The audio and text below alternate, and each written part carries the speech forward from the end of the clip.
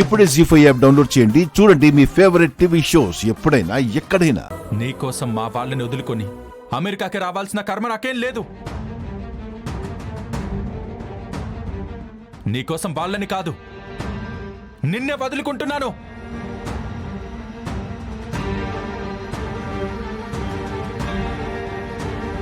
నాకు వేరే అమ్మాయి దొరక్క నీ చుట్టూ తిరుగుతున్నా అనుకుంటున్నావా?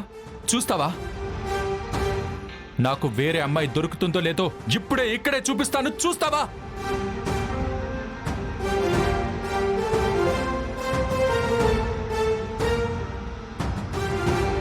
నన్ను క్షమించండి మామయ్య.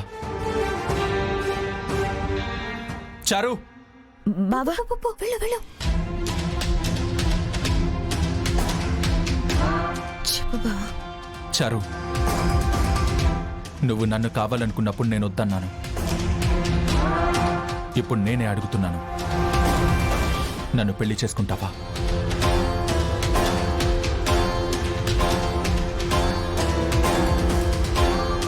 సీనయ్య,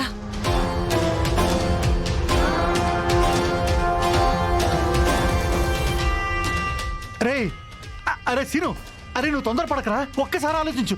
మరి చీ అంటున్నా, ఇంకా తన చుట్టూ తిరగమంటావా? తన్ని బ్రతిమలాడుకోమంటావా, లేక తన కాళ్ళు పట్టుకోమంటావా?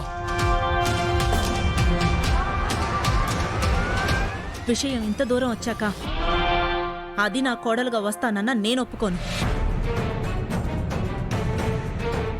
దానికన్నా చారు 100 రెట్లు నయం. మనం కాదన్నా చివరి నిమిషంలో పెళ్లి ఆగిపోయినా మా బావ మా అత్త అంటూ అది ఇంటి చుట్టూ తిరుగుతూనే ఉంది. పద్మ, పిల్లలేదో మాట్లాడుతుంటే నువ్వు అలాగే మాట్లాడతావా? మరింకేం మాట్లాడాలదనా? మీరే కావాలి అని తిరిగే చారుని వదిలేసి వద్దు వద్దు అంటున్నా దీన్ని బతిమాలమంటున్నావా?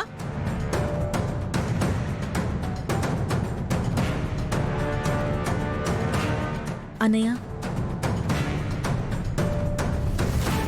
మేం కాదు అనలేదు, మేం తనతో పెళ్లి వద్దు అనలేదు. ఇప్పుడు మొత్తం నువ్వే చూసావు.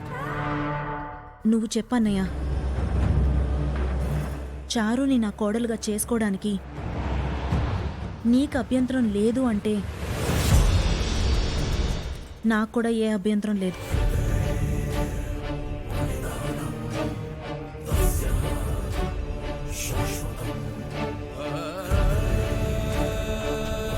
అనుకున్న సంబంధమే కదా, అభ్యంతరం ఏముంటుంది? ఏరా రఘు? ఆద్య, ఎందుకమ్మా నీ జీవితం నువ్వే నాశనం చేసుకుంటున్నావు? నా మాట వినమ్మా ఆద్య. జానకి, అందరూ ఆద్య కావాలని అంటున్నారు. కావాలా వద్దా అని నిర్ణయించుకోవాల్సింది ఆద్య.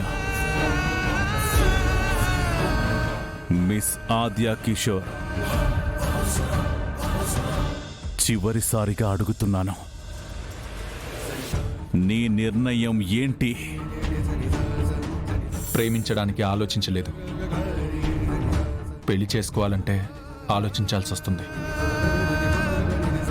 కానీ ఈ విషయం మామయ్యకి ఎలా చెప్పాలో అర్థం కావట్లేదు. జీ5 యాప్ డౌన్లోడ్ చేసి అన్ని ఎపిసోడ్స్ పూర్తి ఉచితంగా చూడండి.